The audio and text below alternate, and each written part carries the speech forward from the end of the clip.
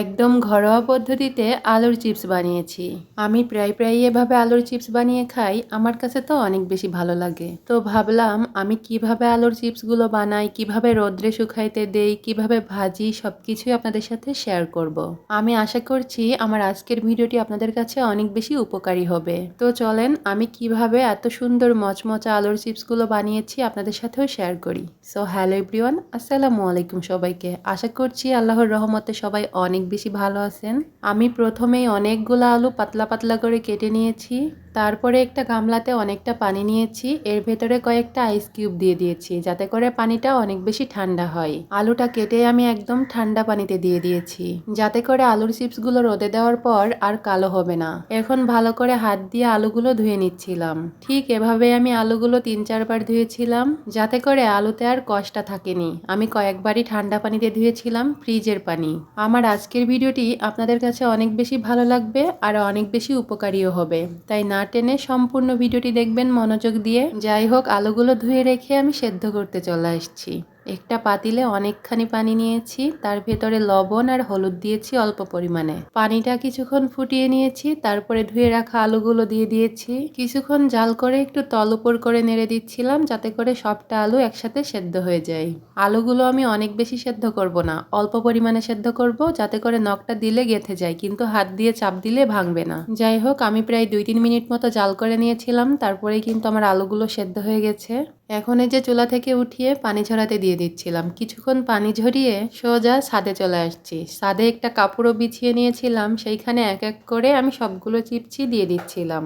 এই চিপসগুলো বানাতে হয় অনেক বেশি রোদ থাকলে, যাতে করে একটা রোদেই কিন্তু চিপসগুলো হয়ে যায়। আর আমি যখন চিপসগুলো দিচ্ছিলাম তখন অনেক বেশি রোদ ছিল, যাতে করে একটা রোদেই কিন্তু আমার চিপস হয়ে গিয়েছিল। আলুগুলো আমি একটু ফাঁকা ফাঁকা করেই ছাড়িয়ে দিচ্ছিলাম যাতে করে একটার সাথে আরেকটা না লেগে যায়। এই তো আমার আলুর চিপসগুলো পাতিয়ে দেওয়া হয়ে গেছে, এখন রোদ্রে রেখে দিব। সারাদিন রোদে শুকানোর পরে আমার চিপসগুলো এরকম হয়েছিল, একদম শুকিয়ে ঝরঝরা হয়ে গিয়েছিল আর একদম পাতলা হয়ে গিয়েছিল।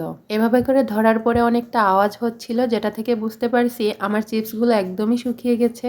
আর শুকানোর পরে আলুগুলো একদম পাতলা হয়ে গিয়েছিল। তো চলেন চিপসগুলো এখন ভেজে দেখা যাক। চুলায় একটা কড়াই বসিয়ে নিয়েছি, কড়াইয়ে অনেকখানি তেল দিয়ে দিয়েছি। তেলটা অনেকটা গরম করে সাথে সাথে চিপসগুলো ছেড়ে দিয়েই উঠিয়ে নিতে হবে। চিপসগুলো দেওয়ার পরে 4-5 সেকেন্ডের ভিতরেই হয়ে যায়, তাই বেশিক্ষণ রাখা যাবে না, রাখলেই কিন্তু চিপসগুলো পুড়ে যাবে, খেতে আর ভালো লাগবে না। গরম তেলে চিপসগুলো ছাড়ার সাথে সাথে উঠিয়ে নিতে হবে যাতে করে চিপসগুলো সাদা থাকবে আর খেতেও অনেক মজা লাগবে, অনেকটা মুচমুচাও হবে। তো দেখেন আমি কিন্তু এক এক করে অনেকগুলো চিপসই ভেজে নিয়েছি, আপনাদের সাথেও শেয়ার করেছি। আমার প্রতিটা চিপসই কিন্তু একরকমই হচ্ছিল।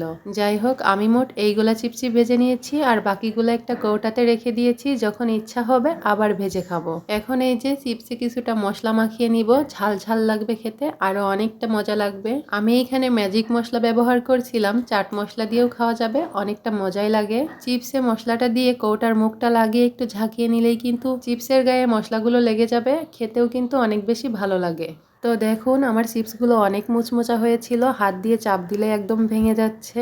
আপনারা চাইলে সেম প্রসেসে এভাবে করে চিপস বানিয়ে রেখে দিতে পারেন, যখন ইচ্ছা তখন ভেজে খেতে পারবেন। তো আজকের ভিডিওটি এই পর্যন্তই, দেখা হবে নেক্সট ভিডিওতে। আল্লাহ হাফেজ।